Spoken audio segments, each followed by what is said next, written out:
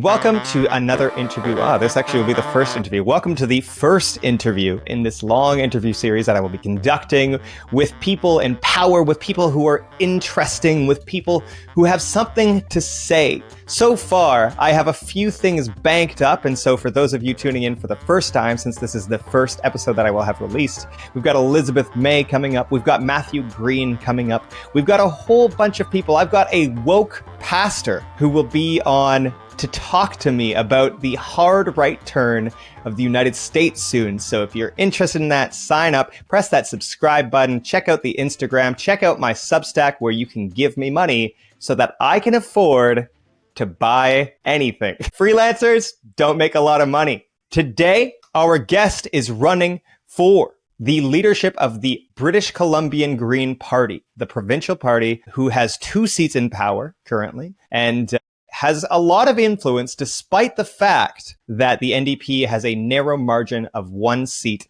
of a majority. Would you like to introduce yourself? Hello, my name is Emily Lowan, and as Isaac introduced, I'm running to be the leader of the BC Green Party.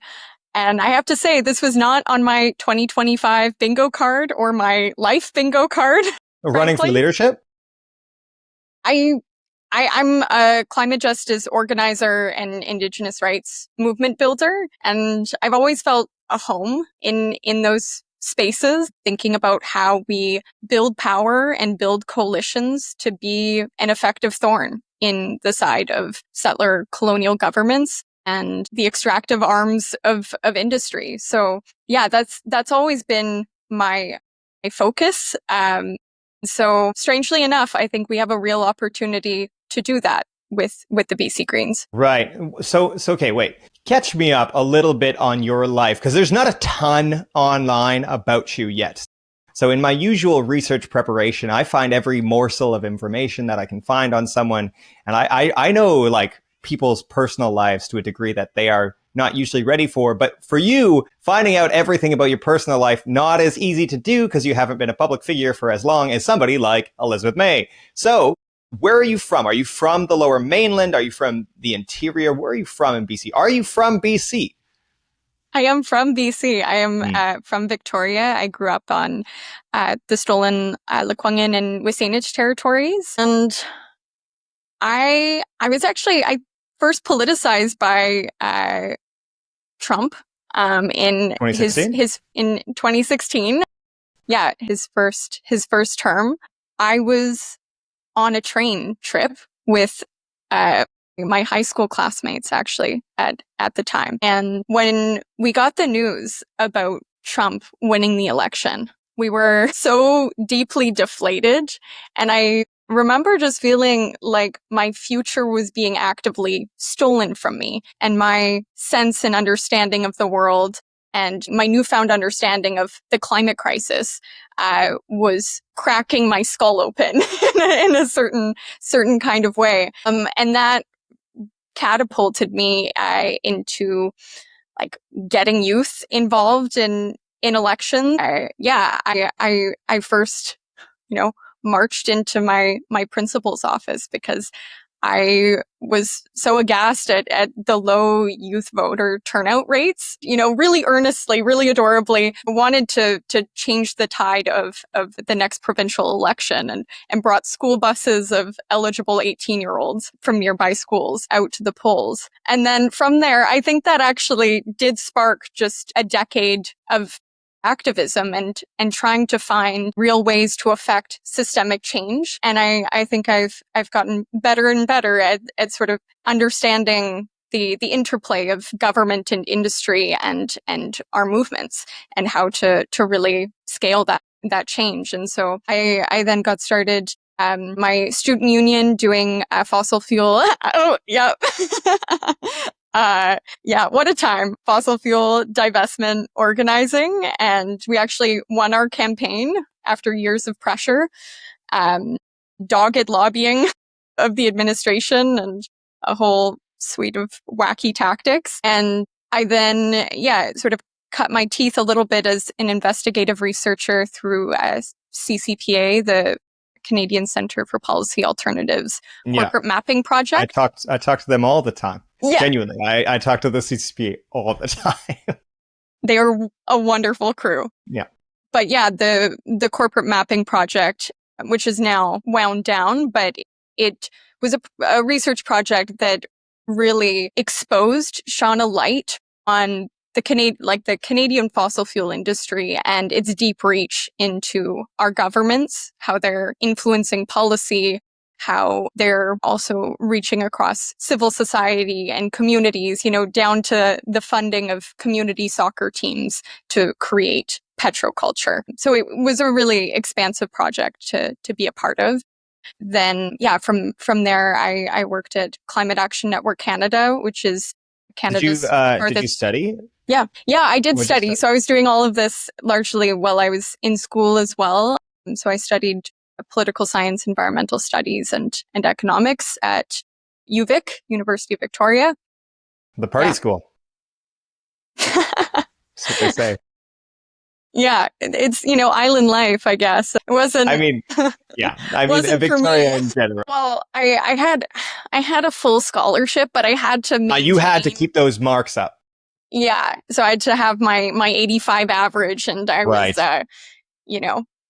doggedly chasing those. That's marks. not easy. Grade grubbing. That's very hard. Yeah. That makes a lot of sense because if you're getting a full scholarship, there's no option to relax, really, if you want to keep having that. Okay, so you did your studies in political sciences, and what did you walk out of your study thinking about the Canadian system when you're living in the system? You're living in BC, considered to be one of the more progressive places in the country.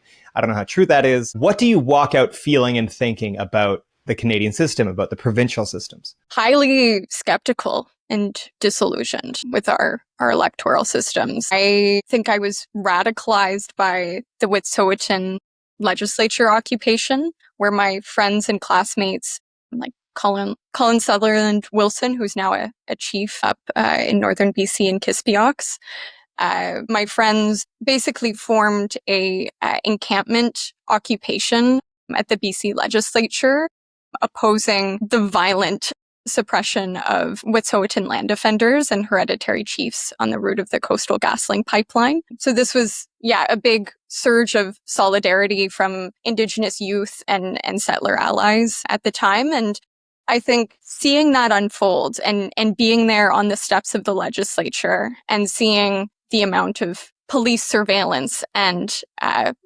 legislature and government staff harassment and surveillance and crackdown and really sort of awful arrests through that process. Yeah, it really painted the ugly underbelly of our colonial system and how our BC government so often serves as a tool of industry and to enforce the interests of industry, despite having just passed UNDRIP legislation. They were dragging Indigenous women out of their cabins and putting them in dog kennels on the route of the pipeline. And they were sicking a paramilitary force of the RCMP on these communities, on hereditary chiefs and land defenders who were peacefully protesting. So I think that really colored my view, and it made me, it shaped my approach to advocacy and movement building. How did you do that? What changed? Yeah.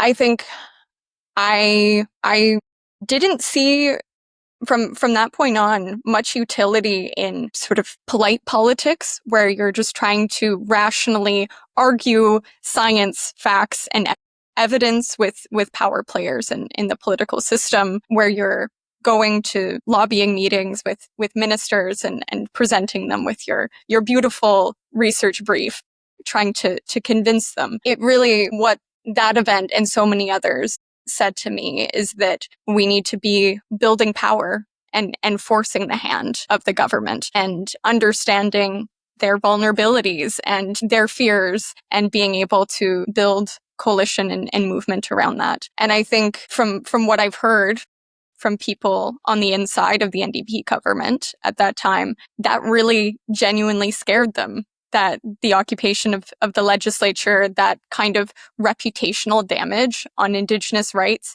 and that amount of movement around it, like the amount of solidarity that we saw across their progressive voter base, I think really shook them. And yeah, I think from that position, a party like the Greens is incredibly well positioned to negotiate and to push them to force a modern environmental assessment for the current mega disaster project, the PRGT pipeline. There's, so many interventions and ways that the Greens could be working in lockstep with social and climate movements to force the hand of the government, and to be working closely with communities on the front lines. So I think that's... you're running for leadership for the Greens, but do you not see it as a viable party to take power? I have hopes and dreams of it being a viable party to take power. I think in the first past the post system, it's really tough. We see growing popularity of the Greens and in the vote share that is not, proportionally represented in the number of seats that Greens occupy in the legislature. I think in our current first past the post system, the Greens are, in an ideal world, in a minority government with the NDP and negotiating hard on these critical measures that we need to take on taxing the billionaire and corporate class, on pipelines and mega projects, and real affordability. I do honestly, I think the Greens have so much potential, and depending on how this leadership race unfolds and the kind of coalition I'm able to build, I think there's a lot of exciting potential. And maybe I can just speak to that just a little bit, like anecdotally, what I've heard on the campaign trail. For a little bit of context for those who aren't deep in BC politics, we had an election last October 2024. Yeah. Yes. Last October, and there was an influx of conservative youth voters, like first-time voters that are now voting conservative at the sort of test high school elections. There was, I think, a conservative majority, which is a really concerning new trend that, we haven't really seen at across young people before. But I think that's largely a protest vote. And it's a vote against the establishment, and it's a deep hunger and desire for bold action and for a party to be stepping up for working people and regular people, and to be taking on billionaires and the corporate class. And I think people have, like young people, at least anecdotally, have messaged me and been like resonating with my campaign, saying that, they did actually vote conservative in the last election, but are considering getting involved because the message just like strikes a chord. The leftist to conservative vote pipeline is surprisingly strong. People who vote NDP in the federals often will swing to conservative. They don't go middle. They don't go to liberals, which is interesting. A lot of these people, some did in this last federal election, for example. A lot of NDP voters strategically voted for the liberals because they didn't want to see Poilievre in power. However, a lot of NDP or leftist considered voters, working class voters, they will swing to the conservatives instead of the middle, which in BC's case, for those who are not aware, in BC, the middle is the NDP. They are very much about equivalent to our federal liberals, maybe a bit more left than the federal liberals, but not much. Mm-hmm. Yeah. Why do you think that happened? And why do you think that do you think there is space in a Canadian system to have an actual left party in power? Do you think because Canada is very much a centrist kind of group. People don't like big change. People don't like threats to the status quo. Do you actually think there is the possibility for leftism in Canada, even in BC? I think if it were to happen anywhere, it would be in BC. And there are, I think, a number of favorable ridings for the next election.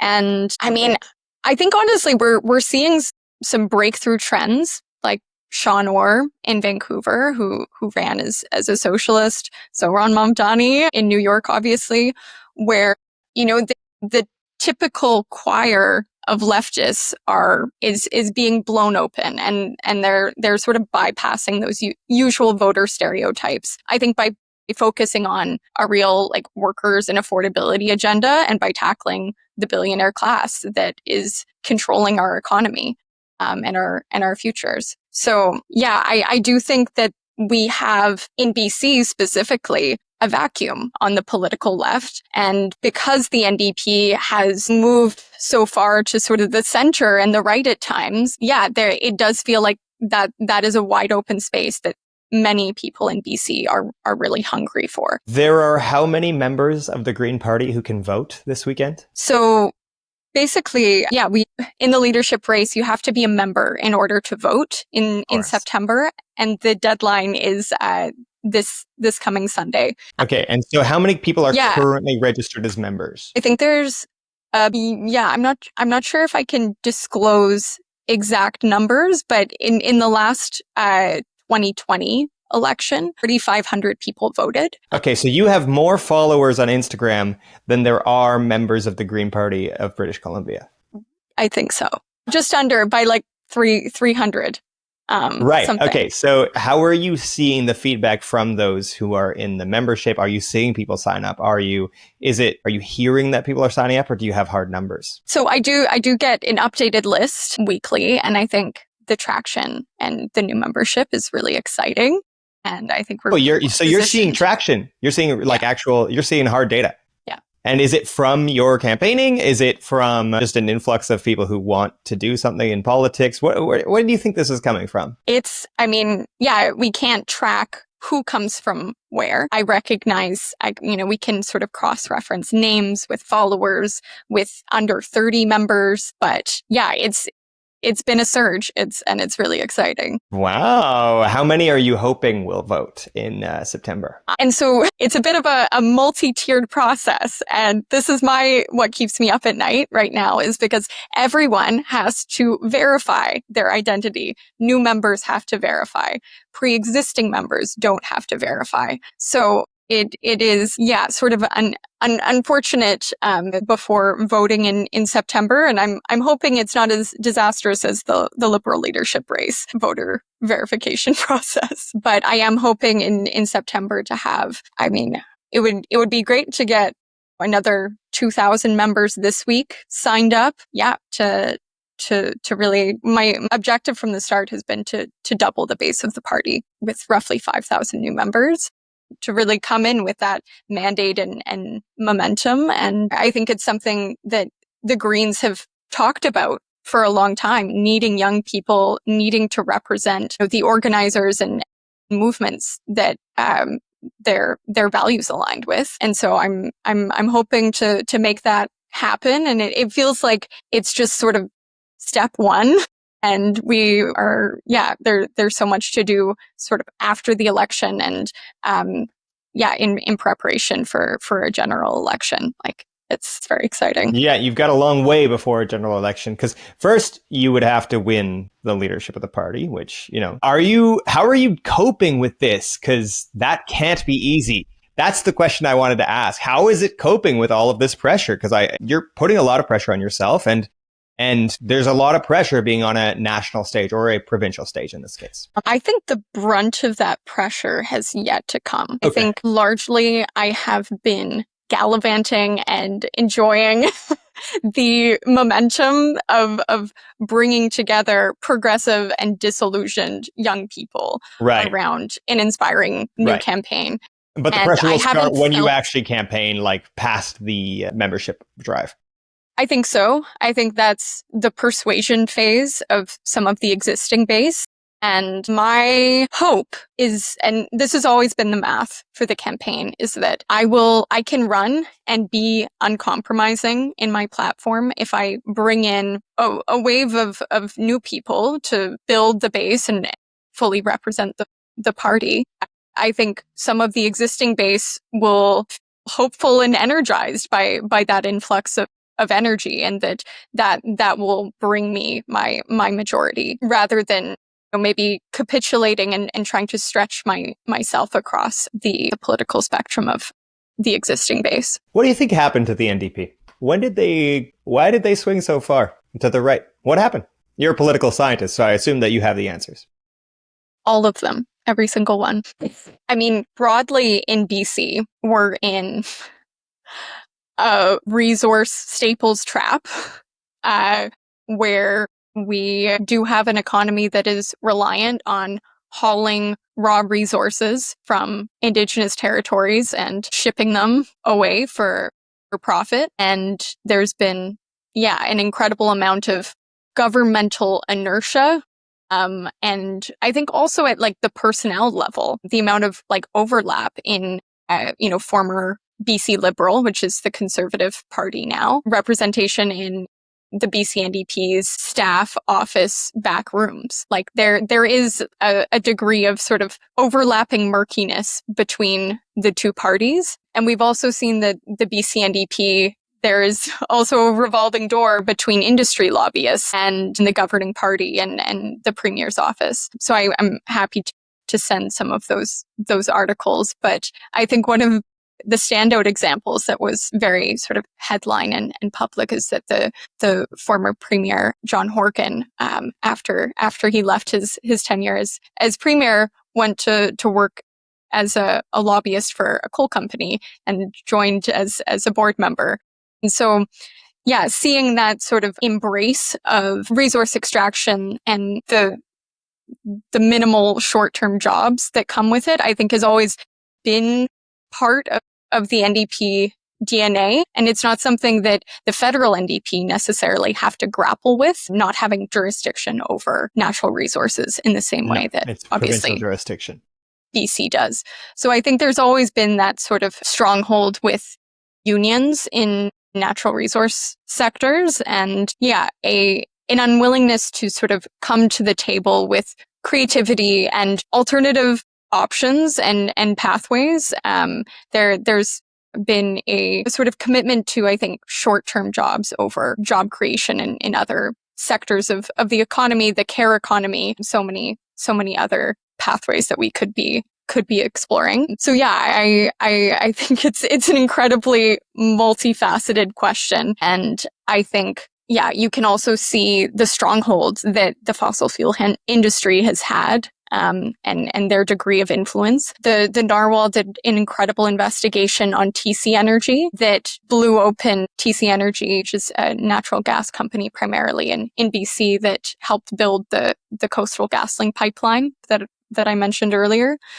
In a leaked recording of a executive conference call, they were boasting about how they stripped away the carbon tax and were writing briefing notes directly for the Premier's office and many other sort of high impact lobbying activities, even sort of advising their staff to hang out in the cooler section of the local Costco to run into ministers. Like, there is a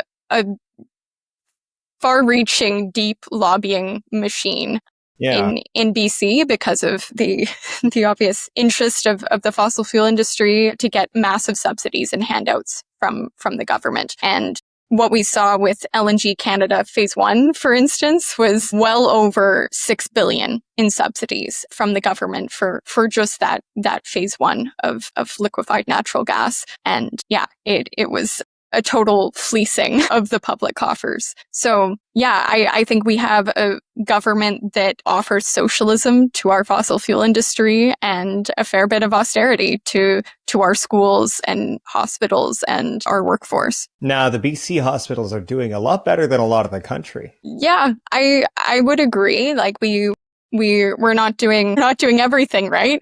I don't have a family doctor. Sure. Right. But there's a lot to be done on healthcare, but there's relative strength compared to the rest of the country there. So in that case, what would make people want to turn to more of a leftist stance when the NDP seems to be doing a fair job governing? I don't think people are incredibly happy with the NDP. So maybe I can break that down a little bit more. Go for it. Like I mentioned, young people voting Conservative, youth unemployment rates are at an all-time high. Young people are really struggling to find jobs. We have, a pilot program of the Youth Climate Corps, which would offer good, stable employment to folks under the age of 35, but it is a minute fraction of what it would actually need to be to employ young people at scale. Yeah, so we have the Bill 14 and 15, which is the fast tracking law, similar to C5 federally. These all sort of came in synchronized timing in the last session, and that completely steamrolled Indigenous rights in the province, and it caused a real uproar.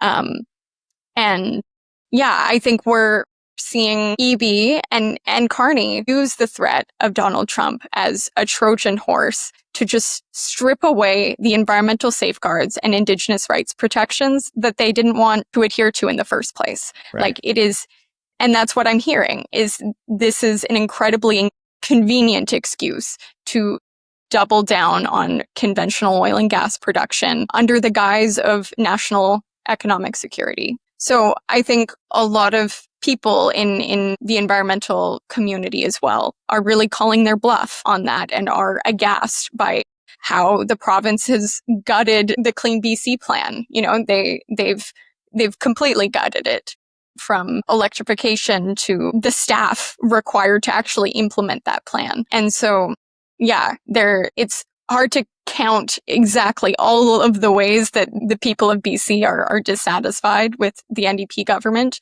But of course, there's also the large expansion of involuntary care. The NDP pushing forward involuntary care centers, rolling back decriminalization and safe supply promises, and it's been really devastating to so many folks fighting on the front lines of the toxic drugs crisis. And then, yeah, in terms of affordable housing, the NDP has mostly focused on repealing municipal bylaws and ensuring that zoning bylaws are fast-tracked so as much housing supply can be built as possible, but isn't actually investing in social or cooperative housing at the scale that is needed. There's very little investment in non-market and non-market housing. So yeah, I could go on and on, but I am on my campaign, I'm feeling a surge of discontent from many corners of the province in northern BC on the front lines of the PRGT pipeline. I'm here in Hazelton, Kispiox Valley right now on the Gixen Lac-Yip. So I was invited to be a part of a gathering with Indigenous hereditary and leaders and land defenders who are opposing the project. So yeah, there are many issues unfolding in BC, and it's been remarkable to see in my campaign how angry people are and how desperate they are for a political vehicle that represents them and that feels like a viable political vehicle for the left and for movements and people that do this organizing work. I was discussing with somebody recently, I can't say who, about what leftism in Canada looks like. And I made a comment. I was like, yeah, China, they were like, oh, let's do socialism with Chinese qualities. And then they were like, oh, I hope that Canada can do socialism with Canadian qualities. And I said, yeah, what if that's Justin Trudeau, bro? And it very well could be. I mean, I think Trudeau fell into all the similar traps of co-opting leftist language and still governing firmly on. Did he? In the center. I mean, in what way did he govern in the center? In his 2015 campaign, I really like Martin Lukács's book, The Trudeau Formula, that sort of really pops the hood on the Trudeau logic and campaign architecture that catapulted him to power. And all the ways in which he did end up really obviously serving private capital and business interests. And I think an interesting early sign of that is that I think it was like a major business council in Canada ended up rallying their support behind Trudeau because they knew that progressivism was on the rise in Canada and that Trudeau would be a better salesman than Harper and that, other conservative counterpoints. And so, I think that is, I think the left still needs to to learn from that era of Trudeau Liberal governance, as we obviously make sense of this entirely new beast of the Carney government. But I do feel like the BC Greens are really well positioned to be unrelenting and driven by movements and to be an effective thorn in the side of the governing party, in this case, the BC NDP, because we do have that, obviously, the razor thin majority, but there is a history of holding that minority government with the NDP. And I think if we had a base that, was bringing in a wave of new people and people that, may otherwise consider voting for the NDP, I think that's actually a healthy degree of competition. And I think the BC NDP has taken their progressive voters for granted for a long time, and having that fire and occupying and filling that vacuum on the left is an incredibly important tool for movements and this party to motivate them to compete, to try to court their progressive voters. Because I think in the last term, since they were elected in October, we have seen them capitulate to conservatives and just completely abandoned leftist voters. And so I think that's a downward spiral of a dynamic, and I'm hoping to rebalance the scales. Cool. Well, good luck. And I look forward to seeing the results in September. Thank you, Isaac. And if I can do a little plug of the membership drive, basically, we have 5 days to sign up. Today is August 5th. The deadline is August 10th. It is completely free to sign up between 14 to 29 and $10 if you're 30 plus. And all the information is on my website, emilyforbcgreens.ca. Takes literally 30 seconds, and we're encouraging people to share with their friends, pester their family, literally everyone you know. So I hope you can join us on this sprint to fight the oligarchs and fund our future and reshape BC politics. Right on. That has been today's interview. Thank you for watching, everybody. Hit that like, subscribe, blah, blah, blah, blah, blah. You know the business, and I hate promoting myself. So if you like what you're seeing, go check out the Substack. It's free for literally everyone, because I don't believe in hiding information. Unlike most of those bastards out there. Go sign up right now. Goodbye.